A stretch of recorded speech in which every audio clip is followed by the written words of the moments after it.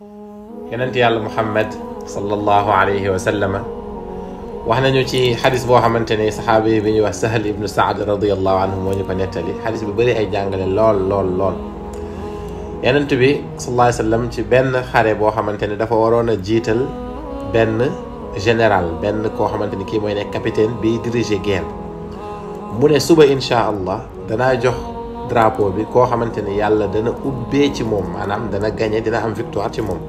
ci beneen riwaaya sax dafa ne danaa ko jox koo xamante ne bëgg na yàlla te yàlla bëgg na ko saxaaba yi ñoom ñëpp ñu fanaanoo bëgg ñu fal leen ngir li mu wax ne yàlla dana ubbee ci moom wala ne bëgg na yàlla yàlla bëgg na ko ba ñu xëyee ñoom ñëpp ñëw Yonent bi sallallahu alayhi wa sallam mu ne ana sama cousin Ali ñu ne ko fay jooytu bët yi dafay wànnant Yonent bi sallallahu alayhi wa sallam ne woo leen ko bañ ko woowee mu jël loxoom yu tedd yi sallallahu alayka ya habibi ya rasulullah mu teg ko ci bëtu Seydina Ali mu wér ba mel ni mës ta feebar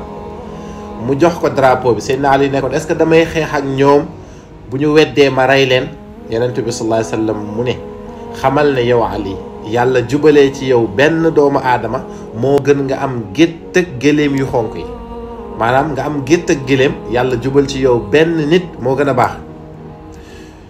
ñoo ngi wax ne ku yabu na góorgóorlu bay wax ak jëf lu baax ba nit roy la ci une fois que nit roy la ci rek texe nga ba ilaa yawmi diin ci loolu ñoo ngi profité di ñaanal umma bi yëpp di jaale umma bi yëpp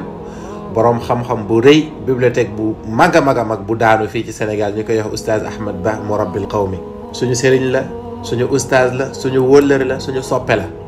waaye ñoo ngi ñaan yàlla perte bu rëy boobu noonu yàlla nañ ko yàlla wuutalal yàlla ñu yàlla wuutu ci moom te yàlla na ko yàlla wuutu ci ñun bi jaahi rasulillah perte bu rëy rëy la Yonent bi sallallahu alayhi wa sallam wax na mu ne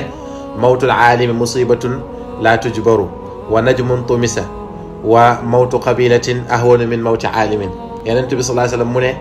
génn ak àdduna boroom xam-xam musiba la boo xamante ni kenn mënu kaa dabaatal ndax bu deewee day yóbbaale lu bëree bëri mu ne biddéew bu soow la te dootul fenk ba abadan Yonent bi sallallahu alayhi wa sallam mu ne dëkkab lëmm ñu dee moo gën a oyof boroom xam-xam dee amul sikki ne oustaz Ahmad Ba moom ku gën a màgg la ci biir boroom xam-xam yi koo xamante ne yar na jàngal na lu ëpp ay téeméeri nit yàlla ko yàlla gërëm ñoo ngi masawu humanité bi di masawu jullit ñëpp ndax wax dëgg yàlla jullit la woon ku bëri woon xam-xam la macha allah te tabe woon ci joxe ko ñoo ngi masawu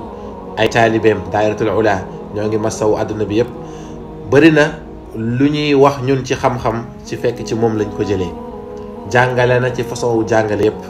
yàlla yàlla baax ci moom te yàlla ñu yàlla uutalal ñu mel ni moom ñu bari encore une fois tamit ñuy fàttali nañuy ñaanalante képp koo xamante ne amal na la njëriñ baril di ko ñaanal yàlla guddal fanam yàlla may ko wér yàlla sàmm ko ñoo ngi jéggalu aussi ci gëj a def vidéo gëj nañoo def vidéo lool yaram yi ñoo sutante woon ci xaw a jagadi waaye tamit problème mu TikTok bi ñu ngi ñaan yàlla def tawfiq def fatxu def jàmm ci réew mi bi jaahi rasulillahi sallallahu alayhi wa sallam